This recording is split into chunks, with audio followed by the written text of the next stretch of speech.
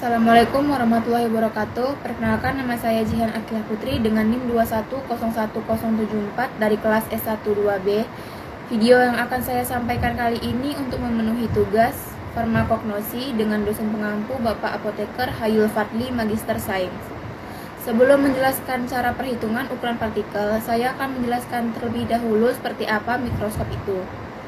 Secara umum, mikroskop adalah alat yang digunakan untuk melihat objek dengan ukuran kecil. Karena sangat kecilnya objek yang akan diamati sehingga tidak bisa dilihat dengan mata telanjang.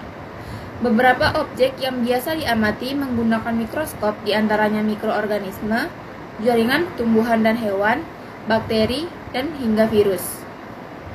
Bagian mikroskop dibagi menjadi dua, yaitu bagian optik dan bagian mekanik. Lensa okuler merupakan lensa yang terletak pada bagian atas alat dan berhubungan langsung dengan mata. Fungsi lensa okuler adalah untuk memperbesar bayangan objek. Perbesaran yang digunakan adalah 10x10 dan 10x40. Mikrometer yang digunakan adalah mikrometer pentas dan mikrometer harus digeser ke tengah ketika akan mulai pengamatan dalam suatu sampel.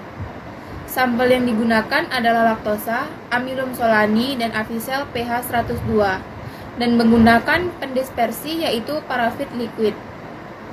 Penentuan ukuran partikel ini dihitung minimal 300 partikel untuk keseluruhan batas ukur partikel. Sebelum melakukan perhitungan, ada beberapa data yang harus diisi di dalam tabel agar memudahkan perhitungan. Seperti berikut ini.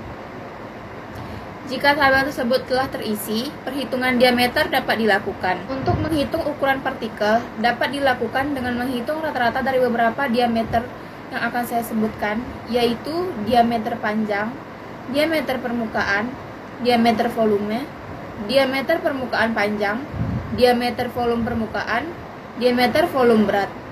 Rumus perhitungan diameter.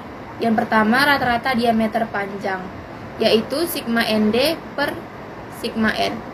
Sigma ND adalah jumlah keseluruhan partikel yang dikalikan dengan rata-rata diameter dan sigma N adalah jumlah keseluruhan partikel. Yang kedua, rata-rata diameter permukaan, yaitu rumusnya sigma ND kuadrat dibagi sigma N. Sigma ND kuadrat adalah jumlah keseluruhan partikel yang dikalikan dengan rata-rata diameter kuadrat dan sigma N adalah jumlah keseluruhan partikel. Yang ketiga, rata-rata diameter volume. Rumusnya sigma ND pangkat 3 dibagi sigma N.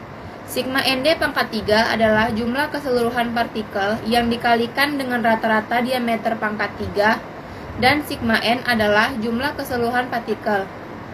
Yang keempat, rata-rata diameter permukaan panjang. Rumusnya sigma ND kuadrat dibagi sigma N.